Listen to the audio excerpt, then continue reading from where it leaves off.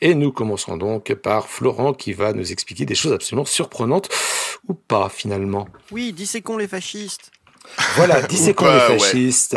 C'est un peu dégueulasse. Ben voilà, voilà, on a le titre de l'émission. Ouais, déjà. sans surprise, Allez, je vais commencer en voyant ce que le fascisme est et ce que c'est pas. Super original comme début. Hein. Bah, c'est un bon début. Et j'ai un exemple qui est pas mal pour ça, en fait. Et non, c'est pas l'Italie. C'est pas l'Allemagne non plus. La Hongrie. Non, c'est même pas entre les deux guerres mondiales. Bon. Attends.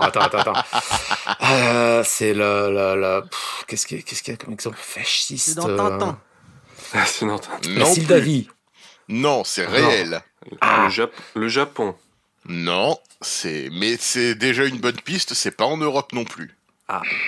Quoi? Il y a du fascisme qui est pas européen? Je sais. Idi Amin Dada. Non. Ah, ça aurait pu. Ça aurait pu, mais c'est Haïti, à l'époque des Duvalier. D'accord. Ouais. Donc original.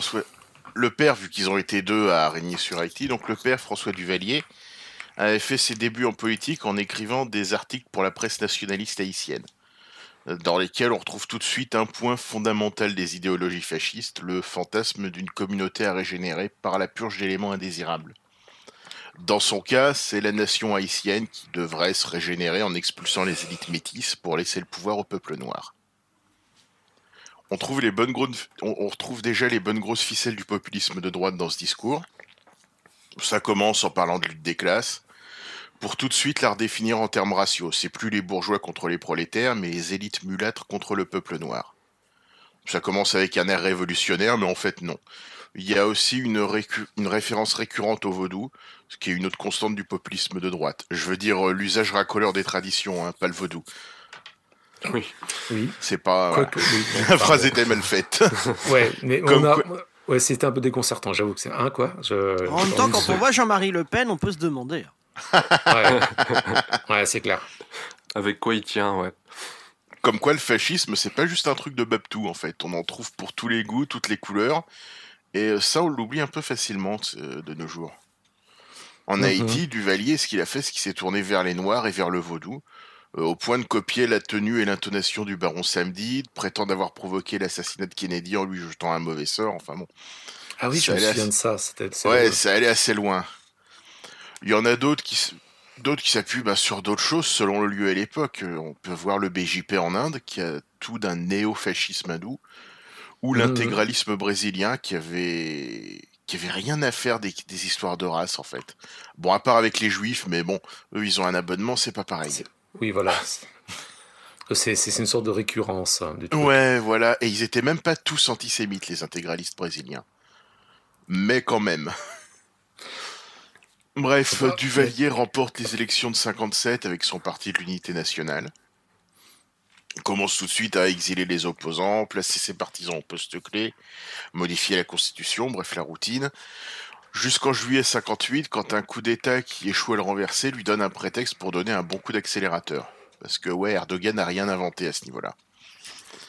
Les purges se multiplient donc, et en 59, il crée les volontaires de la sécurité nationale. Ce qu'on appelle aussi les tontons Macoutes. Les fameux tontons Macoutes. Et vous remarquerez que là, dans ce fascisme-là, la milice est formée 1 an après la prise du pouvoir. C'est-à-dire que si pour identifier pour identifier la montée du fascisme, vous cherchez des défilés de miliciens en uniforme, c'est raté. Les milices, c'est probablement une particularité de l'entre-deux-guerres, parce qu'à l'époque, la violence politique était moins mal perçue de nos jours. Et il y avait des milices dans tous les camps politiques, en fait, en plus. Bah oui. Même chez les SOS, alors. Même chez les SOS. Ouais, parce qu'il faut dire ce qu'il y a, quoi. Se battre ou même tuer quelqu'un pour des questions politiques, nous, ça nous choque un peu, mais ça paraît pas si dingue que ça quand on a passé 4 ans à s'entretuer dans des tranchées sous prétexte qu'un Serbe a buté un prince autrichien. Oui, ça a du sens. Enfin, ça a ce sens-là. Bon, en tout cas. Ça a ce sens-là, et il y a ce acteur-là. Autre chose sur les tontons Macoutes, ils étaient pas payés. Enfin, ils touchaient pas de salaire. Ils n'étaient pas de soldats. Non, pas de salaire, pas de solde. Ils se finançaient par le racket, le vol des opposants et aussi le trafic d'organes et de sang. C'est comme Oui, ça que leur chef... j'avais entendu Ouais, c'est parler très de, cette, sympa. de ces histoires-là qui sont particulièrement sordides. Oui, oui. Oui, leur chef, Luckner Cambronne, avait été surnommé le vampire des Caraïbes. Et ils exportaient du sang assez loin, quoi. On en trouvait dans les hôpitaux suédois, entre autres. Mhm. Ah, c'est un très bon commerce, hein, décidément. Ah oui, oui, excellent commerce. Et bon, il y avait aussi tous les classiques, viol, massacre, tabassage, ainsi de suite. Enfin, bon, Classique. une Classique milice, quoi. shit. Classique shit, si on ose dire. Et on retrouve une autre caractéristique du fascisme, l'état d'exception permanent. Jusqu'à ce que... Permanent et d'exception, jusqu'à ce que les lois soient plus là que pour faire joli. Jusqu'à ce qu'on commence à avoir du mal à faire à faire la différence entre le régime et une mafia. Mhm. C'est une constante d'ailleurs. Hein. Il n'a pas été peu ou prou installé par la CIA, Duvalier d'ailleurs. Oh, bien soutenu par la CIA, en tout cas une fois installé. Ou en tout cas soutenu, bien soutenu. Oui, oui. Et c'est une constante en fait dans les régimes fascistes de recruter leurs hommes de main dans la pègre. Oui, Ils l'ont tous fait. Ah oui, et c'est systématique. Ouais, et il n'y a pas trop de difficulté à ça en fait, au point où on peut se dire que la fascination pour le milieu, c'est incompatible avec de l'antifascisme sérieux. Totalement incompatible. Je me permets une petite parenthèse. Oui, écoute ça bien sur les relations entre la pègre et l'extrême droite. Petit militant d'extrême gauche fasciné par Mesrine. Fin de la parenthèse. Ouais. Bah, en France, faut pas oublier que les petits bandits, ils étaient plutôt au sac que dans je ne sais quel truc Antifa. Oui, hein, oui, ou ils étaient à Occident, ou à je ne sais pas quel autre truc de facho un peu crasseux. Des trucs dans lesquels on leur promet, vous allez pouvoir taper à peu près tous les gens que vous voulez, vous êtes couverts et en plus vous ferez du fric. C'est d'ailleurs des organismes où la loi du plus fort permanent qui correspond à la fois à la mentalité d'extrême droite et à la mentalité des truands, parce que la mentalité des truands, c'est ça tout le temps, c'est constamment la loi du plus fort. Je pense que c'est un des trucs qu'il faut qu'on redise vachement bien sur l'association forcée des truands et de la droite, c'est que la droite, elle peut promettre de la thune. Nous, on peut pas. Voilà. Et on veut pas. Et on veut pas. Et on veut pas leur filer du fric en plus. Voilà. C'est le même principe que les salafistes qui promettent des tonnes de trucs aux leurs jeunes recrues djihadistes. Parce que concrètement, ils ont les moyens de leur filer des trucs. Mais tout de suite. Ils ont le pouvoir. Ils leur promettent aussi une fois qu'ils iront au paradis. Ça, c'est un petit peu plus. Et en plus, il y a une transcendance. Mais revenons de Florent. Oui, parce que cet état d'exception, c'est un peu normal en fait quand on pense aux conditions dans lesquelles le fascisme apparaît. C'est-à-dire quand la bourgeoisie n'arrive plus à fabriquer du consentement. Les beaux discours ne marchent plus, donc il reste le cousin dont les bourgeois ont un peu honte en temps normal, c'est-à-dire celui avec les poings plus gros que la cervelle. En gros, les prolos commencent à voir qu'on leur met à l'envers, donc ça urge, alors on sort les brutes et on verra plus tard pour les lois et tous ces trucs-là. Et en général, ça finit mal, là. Ouais, d'ailleurs, Jean-Claude Duvalier, le fils et successeur de François Duvalier, a tenté de normaliser la situation d'Haïti. Normaliser façon fasciste, mais normaliser, le fascisme normal. Ouais, voilà, quoi. En gros, le fascisme avec des lois où tu faisais des lois pour tuer les gens avant de les tuer. Mais il s'est fait lâcher par les USA en 86 et il est pour se réfugier en France. Ah, la France. Nous continuons cette saine tradition d'hébergement de tyrans et de despotes entre les Duvalier, l'ayatollah Khomeini et une tripotée de djihadistes qu'on entretient dans des prisons à nos frais. Quel enchantement, mes amis, quel enchantement. Ouais. Et en fin de compte, c'est la preuve empirique que le fascisme est un peu la roue de secours des bourgeois, cette histoire de durée. Ah, mais toujours. Parce que je sais pas vous, mais je ne connais pas de régime fasciste ayant eu plus de 2 dirigeants, le fondateur et son successeur. Ça fait partie de l'ADN du truc. Ouais, il n'y a pas de second dans le fascisme. Il y a quelquefois un second qui est celui avec lequel le régime se termine, donc Jean-Claude Duvalier en Haïti, Caetano au Portugal, ou Juan Carlos en Espagne, qui a quand même été le seul successeur fascisme à diriger jusqu'au bout le retour à la normale. Belle perf. Belle perf. Et en fin de compte, je me dis que c'est pas mal comme comparaison, la roue de secours. Il n'y a pas d'enjoliveur, on la planque au fond du coffre tant qu'on n'en a pas besoin. Enfin bref, on va pas rester 107 ans avec, mais ça fait le boulot quand il y en a besoin. Et le fascisme, c'est pareil en fait, c'est de la domination brute en attendant que la fabrique du consentement marche à nouveau. Mhm. Et c'est exactement ce que disait un mec qui avait assez bien étudié le fakisme, mais le fakisme original, c'est Gramsci. Oui. Il disait en gros que pour fonctionner, un régime avait besoin de alors je sais plus ces mots exacts, mais en gros il y avait le consentement et la direction, enfin la direction et la domination, tu vois, c'est-à-dire Oui. que les gens soient d'accord pour coopérer et faire fonctionner la société, et puis la force, et que dans le fascisme il y avait plus que la force. Ouais, alors ça, Chapoutot se met un petit peu en porte-à-faux par rapport à ça, parce que maintenant, bon, on sait que le régime nazi, certes, Lui il parlait de fascisme italien, il parlait pas des nazis. Parce qu'à un moment donné, tu es obligé d'acheter ta population. Ouais. Aussi. Et les Allemands n'ont jamais eu faim. Bah non, mais ça n'a pas duré très longtemps. Enfin, si, ils ont eu faim pendant la guerre, par contre, les Allemands.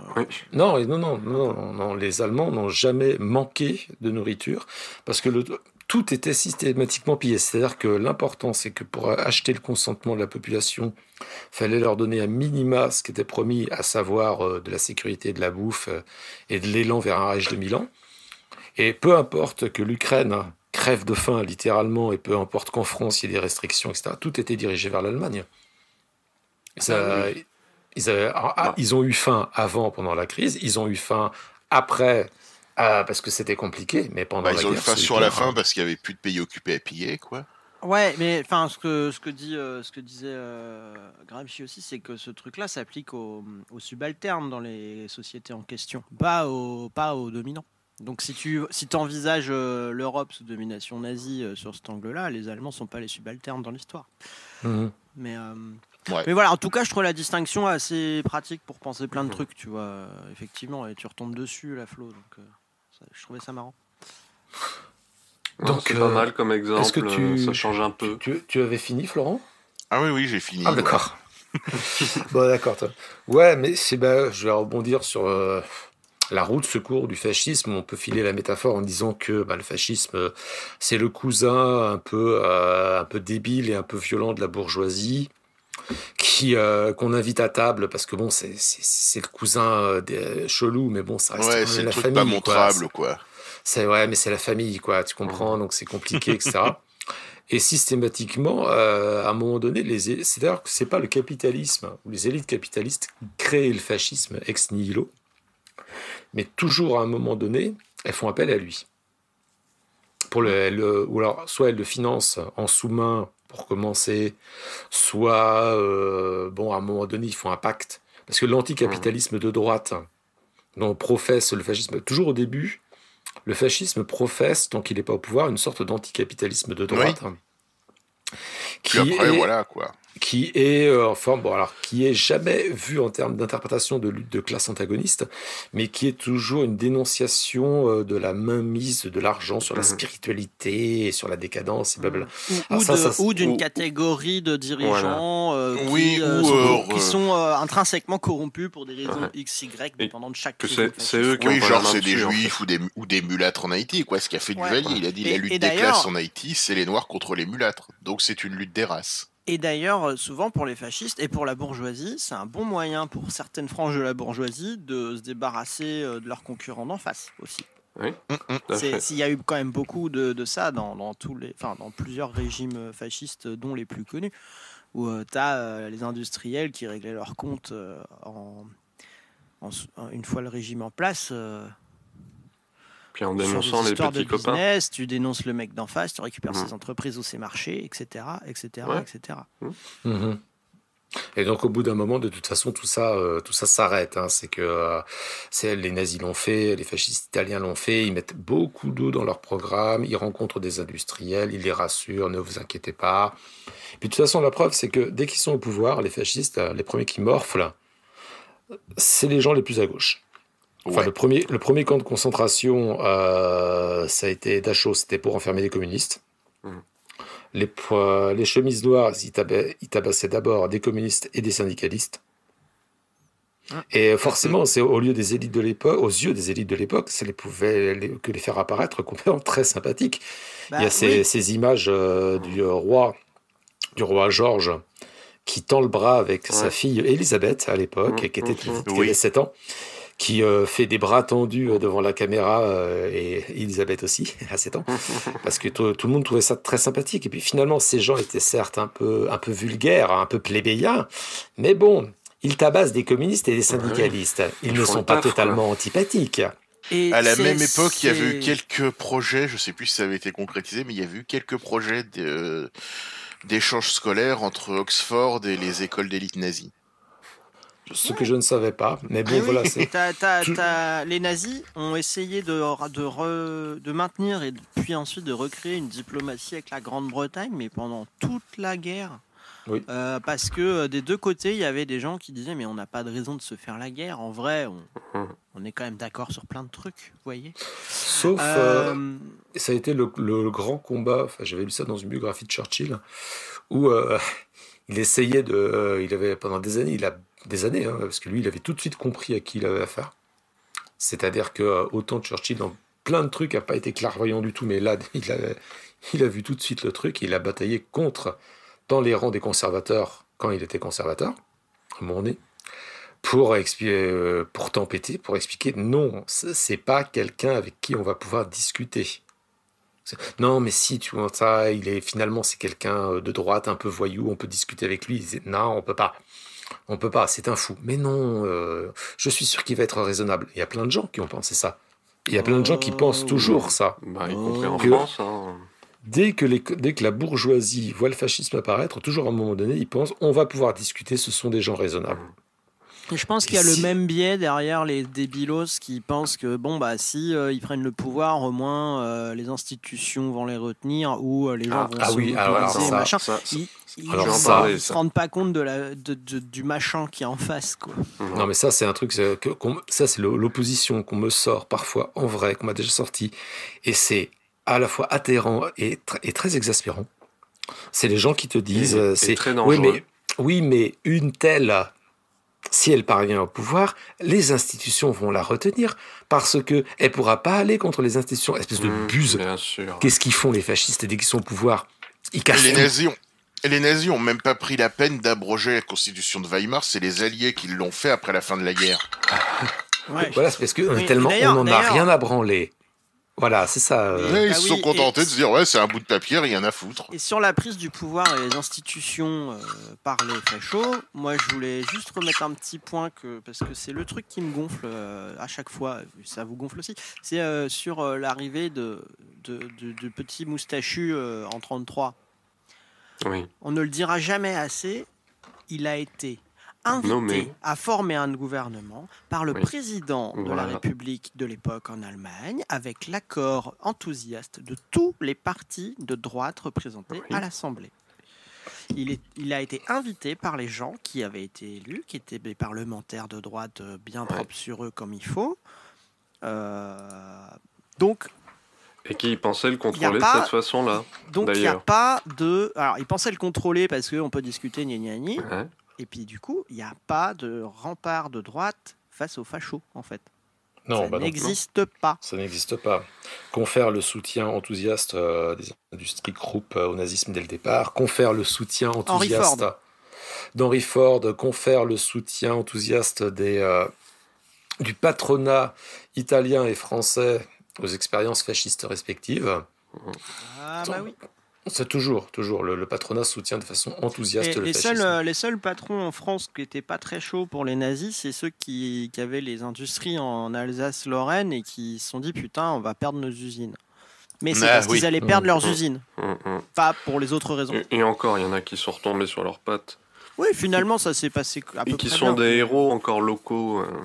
Comme Wendell et tout ça. Oui, je pensais à lui. J'avais lu les journaux quotidiens de Wendell pendant cette période-là.